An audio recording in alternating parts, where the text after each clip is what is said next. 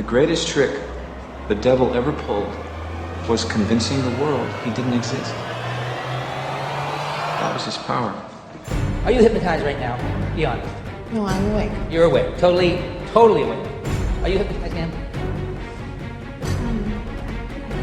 I You guess so? Okay. Are you hypnotized? No. You are not hypnotized. Are you hypnotized? No. No.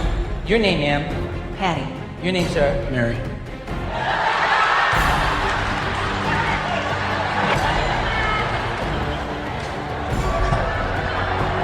Your name is... Mary. Your name is... Patty. Your name is... Bob. Your name is... Bob. Could I see your name tag just a second, if you don't mind? It says Karen. What's your name? Bob. Are you positive? Yes. Are you positive your name is Mary? Are you a betting person? I got a bet you might be interested in. I'm willing to bet you $500 that your name is actually Paul, not Mary. I'll bet you $500 your name is Paul. Would you take that bet? No. What's your name? Mary. I'll bet it's Paul. Would you bet $500 it's Mary? Yeah. Would you shake on that? Before you shake. How many people in this room think his name is Paul? Can I see by show of hands? See all those hands out there? See them all? How many people think his name is Mary? See up.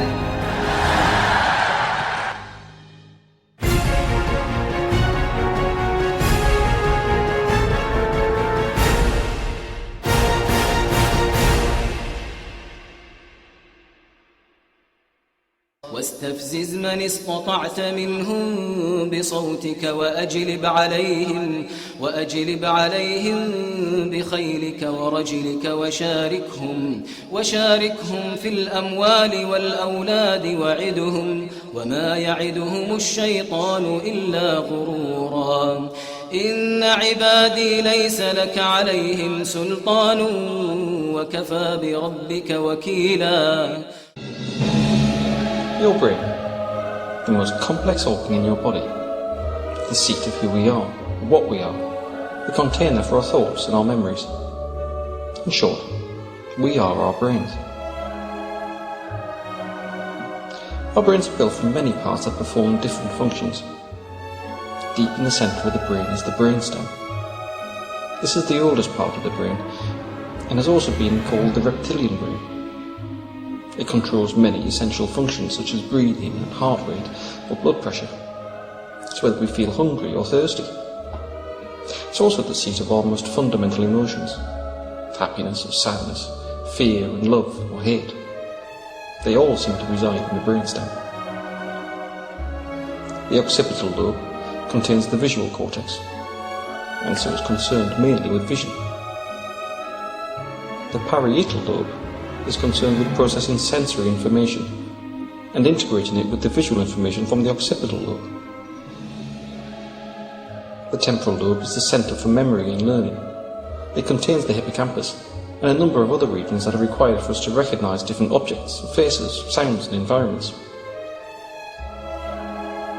The frontal lobe is probably the most important part of the brain for defining us as who we are. It's where our higher emotions and personality reside, as well as language and social behaviour, lots of the things that we think of as being human. It's our decision-making centre and contains the motor cortex, which controls voluntary movement. At the back of the brain are the two lobes of the cerebellum.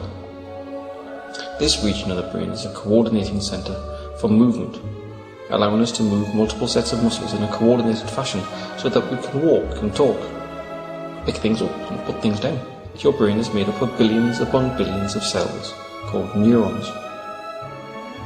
These cells are very specialised, with long extensions through which they talk to each other and form large and complex networks. These networks are the basis of how the brain does what it does. The processes are of two basic types.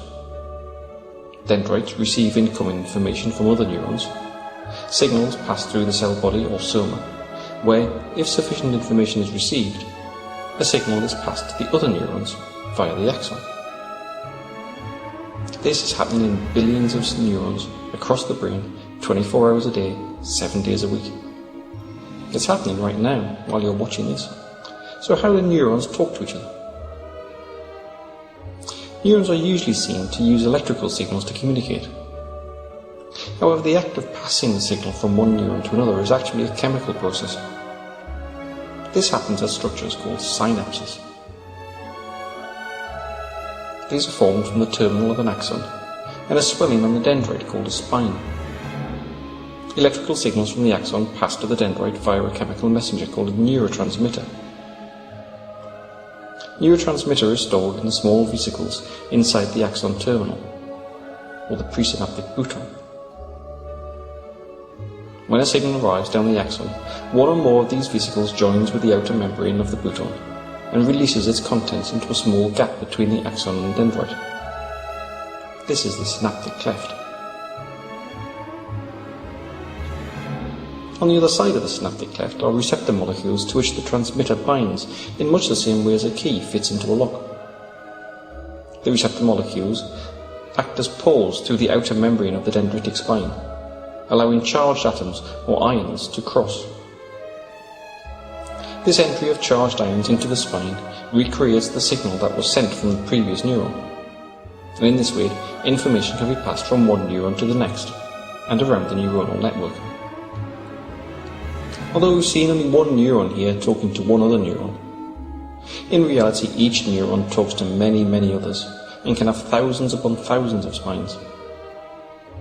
In this way, an extraordinarily complex system can be built that allows us to see, hear, to experience the world around us.